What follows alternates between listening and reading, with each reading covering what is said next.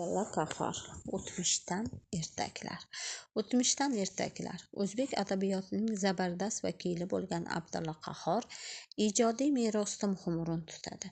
Bu asar nafaqat yozuvchining bolaligidan hikoya qiladi, balki o'tgan asr boshlarida millat bolalarining mashaqqatli hayoti xususida so'z yuritadi.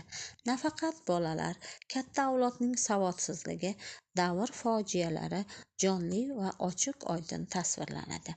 To'plamning ikkinchi qismi bo'lgan hikoyalar ham o'zbek adabiyotining ma'naviy boyligidir.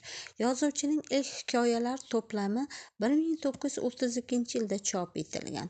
Bugungacha bo'lgan davr mobaynida o'zbek adabiyotida, jumladan hikoyanavislikda juda ko'p asarlar yaratildi.